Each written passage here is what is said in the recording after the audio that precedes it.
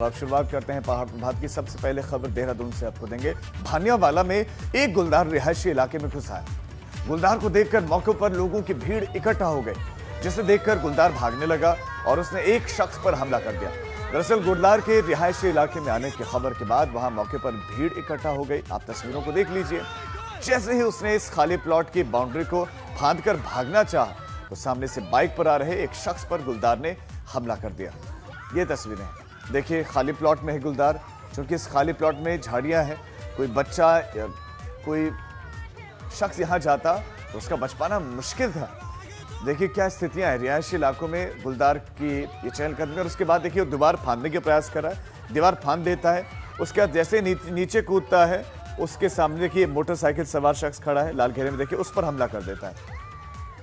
दरअसल जंगली जानवर ऐसा तब करते हैं जब उनको लगता है कि अब उनकी जान पर बनाई है, उनका बच पाना मुश्किल है, ये उनके लिए खतरे की घंटी है, तो वो ये कदम उठाते हैं। और रिहायशी इलाकों में आना यानी कि जंगल में खाने की कमी, यही वजह है कि वो रिहायशी इलाकों में आते हैं। अब ऋषिकेश का रुख करते हैं, जहां पर एक कार डिवाइडर से टकरा गई, जिसके बाद कार में अचानक आग लग गई। हालांकि गनीमत ये रही कि कार सवार 5 लोग किसी तरह कार से बाहर निकल गए, जिससे उनकी जान तो बच गई। हादसे के बाद हाईवे पर गाड़ियों की लाइन लग गई। ये ऋषिकेश हाईवे की तस्वीरें हैं। गाड़ी देखिए पलटी हुई है। दरअसल ये डिवाइडर से टकराई। आप देखेंगे कि जो डिवाइडर का एक हिस्सा है वो टूटा हुआ भी है। गाड़ी पलट गई, उसके बाद इसमें आग लगी। लेकिन जब ये गाड़ी पलटी उस वक्त जो चंद सेकंड थे, उसी वक्त जो गाड़ी में सवार लोग थे वो बाहर निकल आए, उनकी जान बच गई। 5 लोग इस गाड़ी में बैठे हुए थे और हादसा किस कारण से हुआ ये स्पष्ट नहीं है, लेकिन तेज रफ्तार प्रथम दृष्टया हादसे के कारण नजर आ रहा है। देहरादून में कैबिनेट की बैठक में कुछ अहम फैसले लिए गए। कैबिनेट की बैठक के दौरान दिवंगत नेता प्रतिपक्ष इंदिरा हृदयेश को श्रद्धांजलि दी गई, साथ ही 2 मिनट का मौन रखा गया। कैबिनेट बैठक में करीब 10 अहम फैसलों पर मुहर लगी है। ये देखिए सिलसिलेवार आपको बता रहे हैं। चारधाम यात्रा की शुरुआत, एक वरिष्ठ अधिकारी चारों धामों के लिए नियुक्त किया जाएगा। कोविड नेगेटिव की रिपोर्ट लाना आवश्यक है, अनिवार्य कर दिया गया है। तीर्थ पुरोहितों को वैक्सीन लगाई जाएगी कोरोना की। भागीरथी और अलकनंदा के तट बाढ़ मैदान परिक्षेत्र घोषित कर दिए गए हैं। श्रमिकों के ओवर टाइम पर वेतन भुगतान सुनिश्चित हो। ये कुछ पॉइंट्स हम आपको बता रहे हैं जो कैबिनेट की बैठक में निर्णय लिया गया। 6 हफ्ते काम उनसे, हफ्ते में 6 दिन ही दरअसल काम करवाया जाएगा। सेलाकुई में ऑक्सीजन प्लांट के में अंडरग्राउंड जो है कार्य और टाटा मैजिक को एम्बुलेंस बनाने की मंजूरी दी। को देखते हुए एम्बुलेंस की लगातार डिमांड बढ़ रही है। उसके दृष्टिगत टाटा मोटर्स पंतनगर को कोविड-19 वायरस महामारी के बचाव के रूप में विशेषज्ञ सेवा प्रदाताओं के माध्यम से संविदा श्रमिकों के माध्यम से अपने मैजिक वाहन को एम्बुलेंस में परिवर्तित करने की अनुमति दी है। ऐसा इसमें ट्रेन लेबर को ही अलाउ था, लेकिन कोविड की परिस्थितियों को देखते हुए यह मंत्रिमंडल ने निर्णय लिया कि वो संविदा श्रमिकों के माध्यम से भी इस काम को करा सकते हैं, क्योंकि इसको केवल कोविड पीरियड के लिए 9 महीने तक इस एग्जम्पशन दिया है। क्योंकि इसमें कई बार ये होता था कि ज़्यादातर फैक्ट्री जो है कॉन्ट्रैक्चुअल मेंबर से काम करा देती थी और जो लोगों को एक लगातार रोजगार नहीं मिल पाता था। तो लेकिन ये केवल 9 महीने के लिए एग्जम्पशन दिया गया कोविड की परिस्थितियों को देखते हुए, ताकि जो एम्बुलेंस की बड़ी भी डिमांड है उसको देखते हुए उसका जो एम्बुलेंस को परिवर्तित करना, मैजिक वाहन को एम्बुलेंस में परिवर्तित करना है, उसके लिए इनको अलाउ किया गया है। लेकिन इसमें कंडीशन ये रखी गई है कि इन संविदा श्रमिकों की सेवा दशाओं एवं सुरक्षा मानकों को भी रेगुलर कर्मचारियों की तरह सुरक्षित किया जाएगा। तीर्थ कैबिनेट ने 1 जुलाई से चारधाम यात्रा शुरू करने पर मुहर लगाई है, मगर अभी सिर्फ चमोली, रुद्रप्रयाग और उत्तरकाशी जिले के लिए चारधाम यात्रा खुली गई है। इन जिलों के स्थानीय लोग अपने अपने धाम में दर्शन के लिए जा सकेंगे। तो चारधाम यात्रा जो जनपदों में प्रारंभ की जा रही है, उस पर विचार करने का काम किया।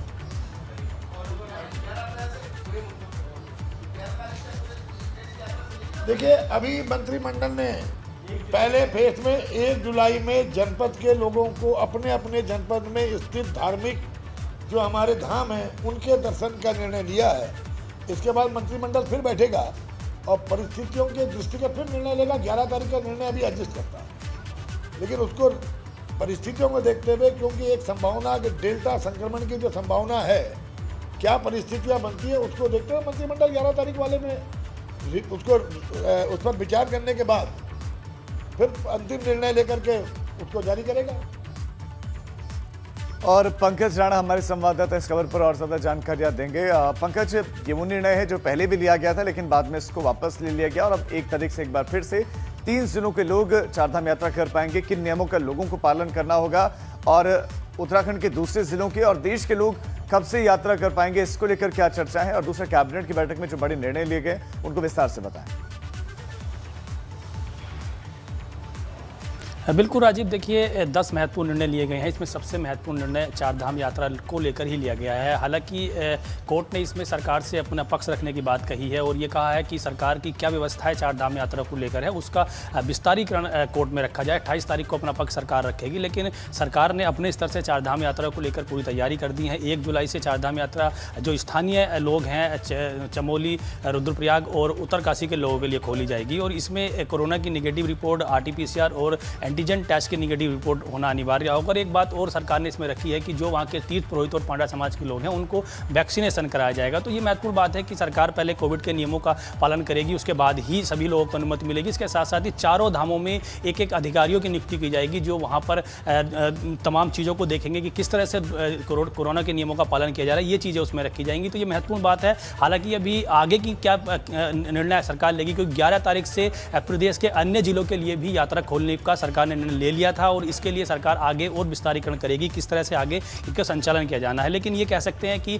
सरकार ने 1 जुलाई से यात्रा के लिए अपनी चीज़ें शुरू कर दी हैं और उसमें महत्वपूर्ण बात यह है कि सरकार कोविड के नियमों का पालन करेगी, साथ साथ तमाम चीज़ों को भी देखेगी। लेकिन इसके साथ साथ ही सरकार अपना पक्ष कोर्ट में भी रखेगी। कोर्ट उस पर अंतिम निर्णय लेगा कि सरकार की जो तैयारियां हैं वो पर्याप्त हैं या नहीं है राजीव। इसके साथ ही जो कारखानों और फैक्ट्रियों में लोग काम करते हैं उनको ओवर टाइम करने पर छूट दी गई है, क्योंकि पिछले दौरान कोरोना के दौरान जो कारखानों में कंपनियों में तमाम लोग काम कर रहे थे उन्हें ओवर टाइम करने की परमिशन नहीं थी और उनसे 7 दिन भी काम कराया जा रहा था। अब 6 दिन ही काम करेंगे और छटनी पर पूरी तरह से प्रतिबंध लगाया गया है कि कोरोना के इस दौर में किसी भी तरह से कारखानों कंपनियों में छुट्टी नहीं की जाएंगी। तो ये बड़ी बात है उन लोगों के लिए जो कंपनियों में काम करते हैं, जो लंबे समय से इस इंतजार में थे कि ओवर टाइम करके थोड़ा एक्स्ट्रा वो कमा लें, तो उनके लिए महत्वपूर्ण बात है। तो ये तमाम चीज़ें कैबिनेट की बैठक में हुई हैं। सरकार ने एक टाटा कंपनी को भी मैजिक जो उनकी कंपनी चलती है गाड़ी, उसको एम्बुलेंस के तौर पर चलाने की परमिशन दे दी है। संविदा कर्मचारी उसमें तैनात रहेंगे, क्योंकि पिछले दौरान टाटा कंपनी ने परमिशन मांगी थी, सरकार ने उसको आगे बढ़ा दिया है, 9 महीने के लिए बढ़ाया गया है। तो महत्वपूर्ण बात है राजीव की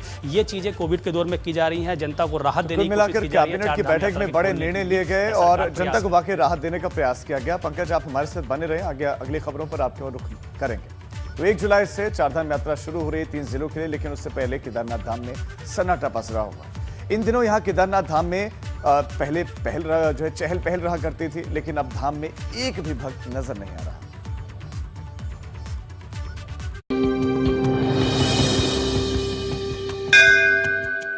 केदारनाथ धाम में अब मंदिर के घंटे की आवाज दूर तक सुनी जा सकती है। इसकी बड़ी वजह है धाम में पसरा सन्नाटा। कोरोना की वजह से अभी तक 4 धाम यात्रियों को दर्शन की इजाजत नहीं मिली, इसीलिए केदारनाथ धाम में सन्नाटा है। आज हम भगवान केदारनाथ जी की तपस्या से बोल रहे हैं, जहाँ पर इन दिनों हजारों तीर्थयात्री भगवान के दर्शन अभिषेक किया करते थे।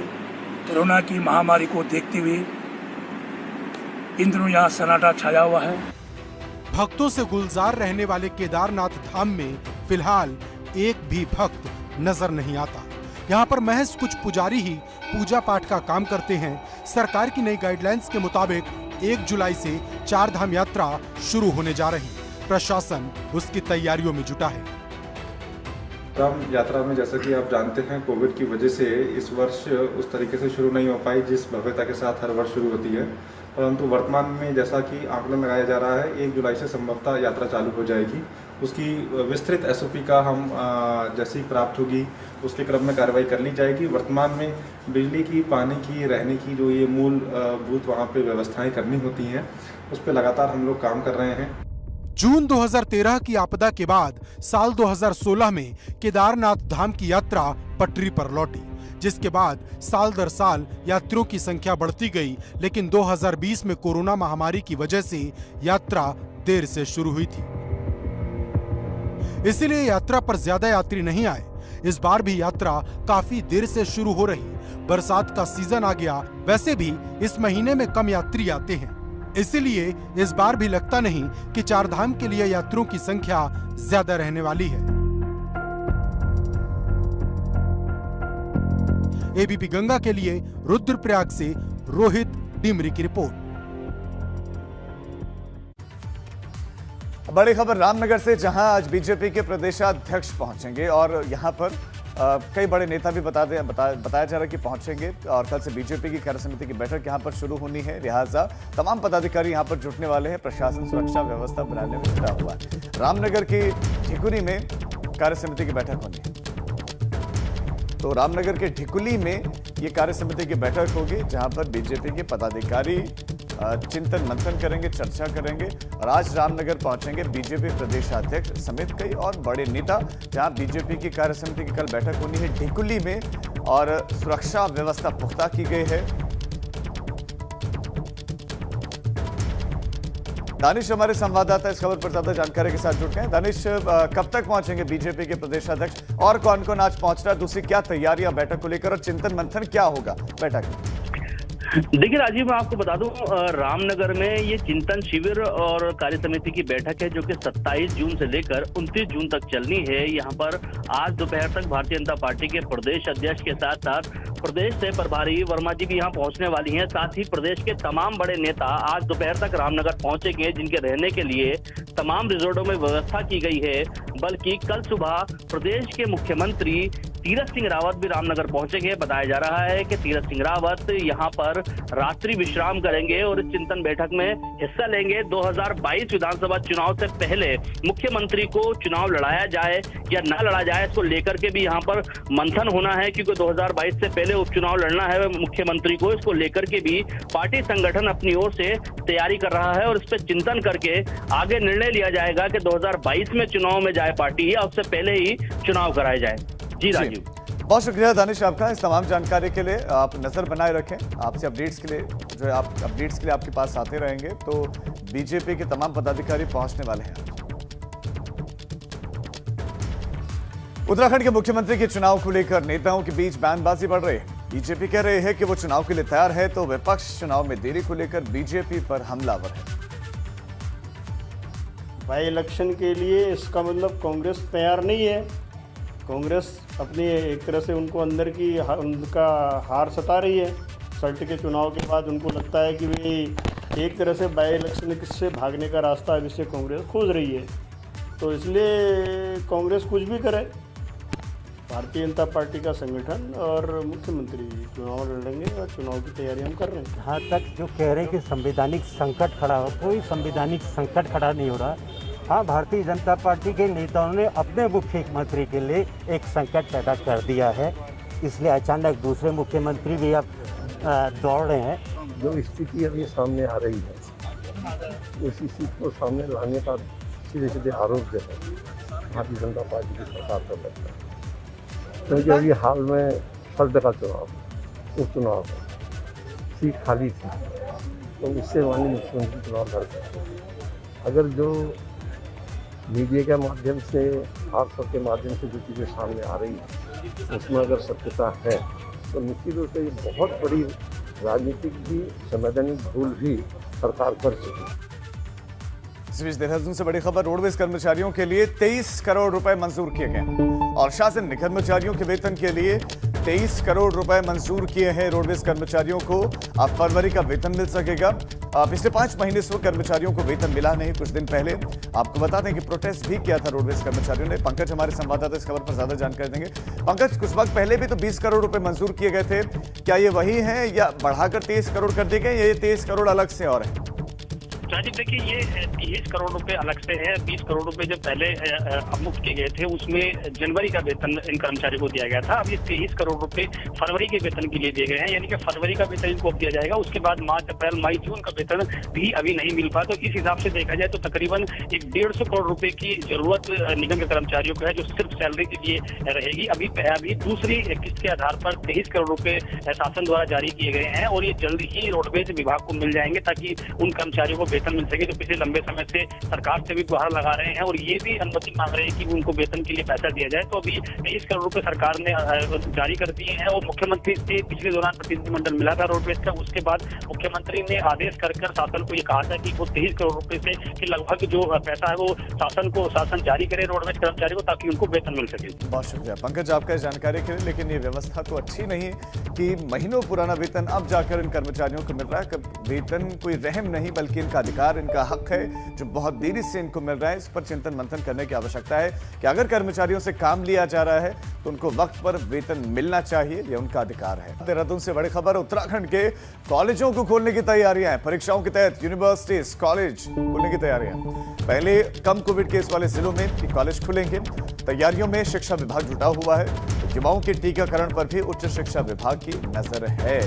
तो देहरादून से बड़ी खबर आपको दे रहे हैं, कॉलेज जल्द खुल सकते हैं। जिन जिलों में कोरोना के कम केसेस हैं वहां पर पहले कॉलेज खुल सकते हैं और शिक्षा विभाग, उच्च शिक्षा विभाग अब तैयारियां कर रहा है।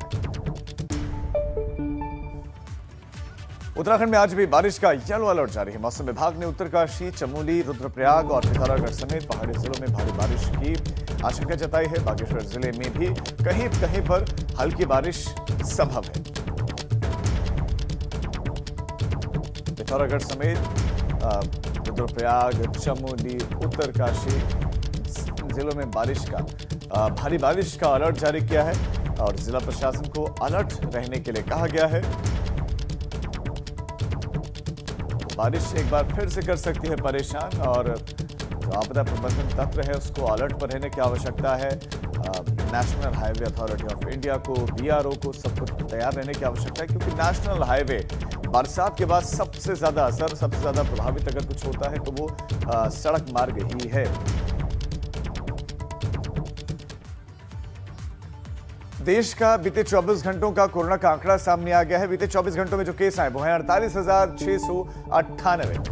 48,698 नए केस आए हैं, 50,000 से फिर कम केस आए हैं और 1,183 लोगों की 24 घंटे में कोरोना से जान भी गई है। 64,818 लोग डिस्चार्ज भी 24 घंटे में हुए हैं।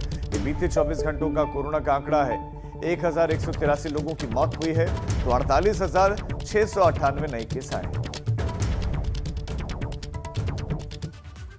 टिहरी जिले में कोविड वैक्सीनेशन अभियान में अब तेजी देखने को मिल रहे हैं। जिला अस्पताल बौड़े में 18 साल से ज्यादा की उम्र वाले लोगों को वैक्सीन लगाए जा रहे हैं।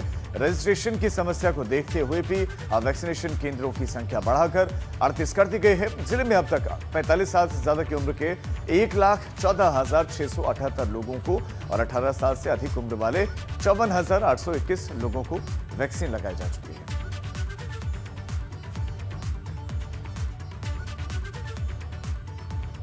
कोरोना संक्रमण का ग्राफ नीचे आते ही रुड़की के बाजारों में फिर से लोगों की भीड़ दिखने लगी है और इसे लेकर प्रशासन ने मंडी समिति के अधिकारियों को सख्त हिदायत दी है कि मंडी में कार्यरत हर एक शख्स का वैक्सीनेशन करवाया जाए।